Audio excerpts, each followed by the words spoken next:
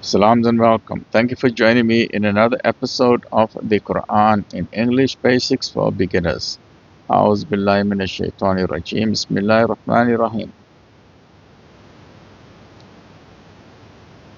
So we saw in the past 3-4 slides that Musa alayhi salam made a beautiful dua to Allah subhanahu wa ta'ala, and Allah said, "Granted is your prayer, O Moses. And indeed, we conferred a favor on you another time before." So Allah subhanahu wa ta'ala is telling him this was also another time when there was a great favor on you and to your mother as well, right? Behold, we sent to your mother by inspiration, right? Look at this beautifully, by inspiration, the message. Remember at that time, the king of Egypt got when he consulted a sorcerer, and the sorcerer warned him that during that year, a male child has been born somewhere in Egypt who will grow up to be an enemy to Pharaoh and his people. And Pharaoh then decided that the way that he can destroy this future enemy of his is to then kill all the male children. And so when news spread of this terrible tyranny that's being imposed on the people, then the mother of Musa alayhi salam was quite concerned because she had given birth to Musa alayhi salam.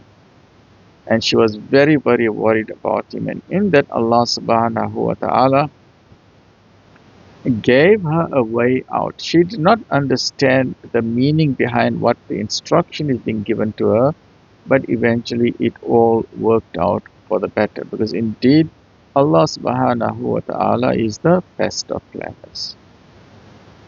Throw the child into the chest, and throw the chest into the river. And the river we are speaking about is the great Nile River, which goes through Egypt. It goes through Sudan and through Egypt and so on, right? And we've got the huge dam at the moment, the Great Renaissance Dam. So throw the chest into the river. The river will cast him up on the bank, and he will be taken up by one who is an enemy to me and an enemy to him. But I cast the garment of love over you from me, and this in order that you may be reared under my eye. Now, in summary, what had happened was that Allah subhanahu wa ta'ala gives her the inspiration that take this child, put him in a basket, and put him into the river. Now, it is the natural instinct of any mother not to do that, because, in her mind, this will be a situation of the child drowning in the river or getting lost somewhere, because the Nile River is huge and eventually it will empty out into the Mediterranean, or the Nile River is famous for the Nile crocodiles. So she's quite concerned, but she follows the inspiration that is given to her, and it is the way that Allah subhanahu wa ta'ala decreed, because the kingdom, or at least the palace of Pharaoh, now remember he's got a huge palace with beautiful landscape gardens, and one of the ways to ensure the watering of those gardens was that he made a tributary of the Nile River. He told the slaves to dig a trench through his garden, so the Nile River, part of the Nile River, will flow through his gardens, and thereby there'll be enough water to ensure that he has a beautiful botanical garden. And as Musa alayhi salam is floating down the majestic and magnificent Nile River, and some people say that, there's always a debate amongst the scholars that which is the longest river in the world. And there's a debate between the Amazon River in South America, or is it the Nile River in Africa? Now myself, I'm a South African. So we say, yeah, yeah, yeah, that is the Nile River. So we say, no, the Nile River is the longest river in the world. But now there's always a joke between the experts and the scientists. So some of them say, okay, then which one has got more volume, which one is bigger or deeper? But those are all technicalities. But we say, Alhamdulillah, look how amazingly Allah has made these amazing rivers, whether it is the Nile River or the Amazon River or the Orange River or the Limpopo River or the Zambezi River or the Euphrates and the Tigris. These are absolutely amazing rivers and sources of water that have been flowing for thousands and thousands and thousands of years. Can you imagine that? I always get amazed. Can you imagine a waterfall? A waterfall is gushing and cascading for thousands and thousands of years without stopping. I'm always absolutely amazed by a cascading waterfall. Right, so let's continue with this. Throw the child into the chest and throw the chest into the river. The river will cast him up on the bank, and he will be taken up by one who is an enemy to me and an enemy to him. Now, as the Musa and the basket was flowing down onto the garden of the royal kingdom of Pharaoh, his wife Asiya was sitting there with her attendants, and they saw this floating basket, and they brought it to her, and in that she saw this little baby, and she did not have any children of her own. But Musa alayhi salam was so cute that there was immediately a bond of love between Asiya and Musa alayhi salam. And even though there was a order by Pharaoh, her husband, that all children must be slain, she took the baby into the palace and she showed it to Pharaoh and said, look how beautiful and cute this child is. Let's keep him for ourselves and we can adopt him as a son. And this guy relented, and they did not know what they were doing, because now they are raising Musa alayhi salam in the kingdom of the Pharaoh. And one day he will then grow up to be an enemy, and then he brings down the downfall of Pharaoh eventually. This is how Allah subhanahu wa ta'ala's plan unfold.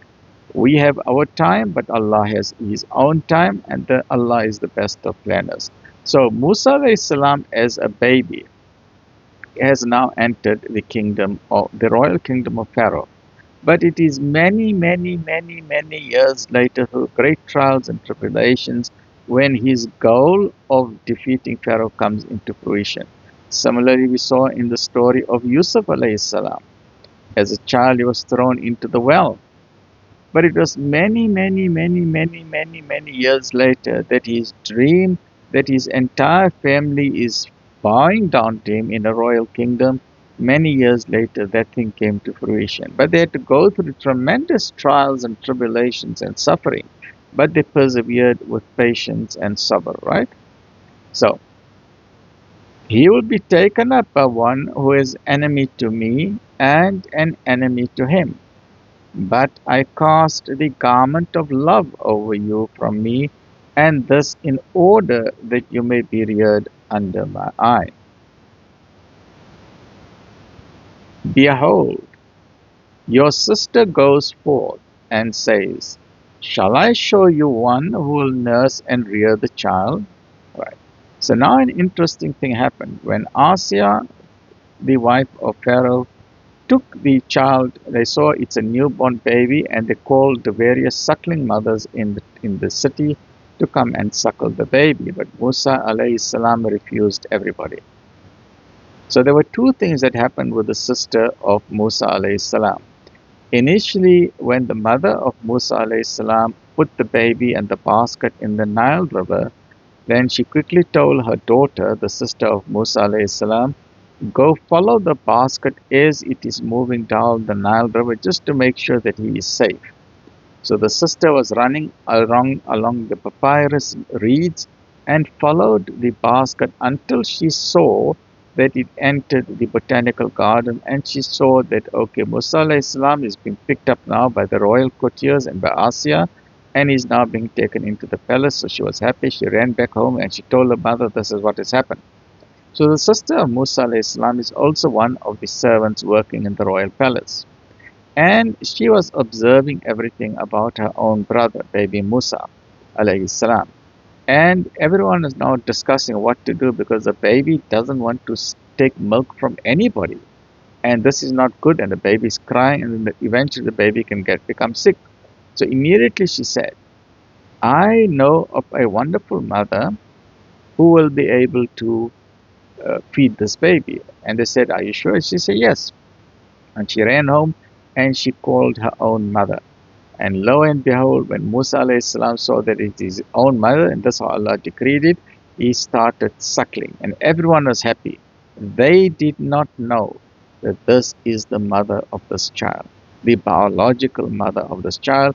And in this way here, Allah subhanahu wa ta'ala ensured the reunion of the mother and child, so that the eyes of the mother of Musa alayhi salam can be comforted and that her tears can stop. Right. So behold, your sister goes forth and says, shall I show you one who will nurse and rear the child?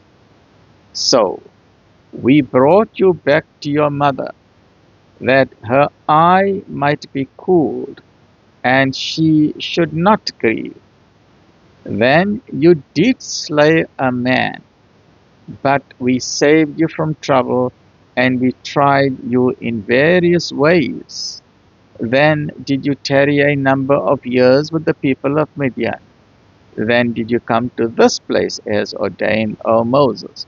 So after Moses was raised up in the royal palace, he was given various skills, because the young children in the royal palace, they are taught various military skills, how to be skilled in warfare and fighting and so on.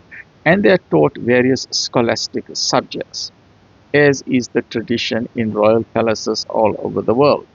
And one day, as he's grown up, a fine, young, handsome, very strong adult, or young adult, he was walking in the streets, and one of his own countrymen was in an argument with one of the Egyptians. And Musa alayhi salam came to his help, and with one punch, that person was killed, because Musa alayhi salam was very strong.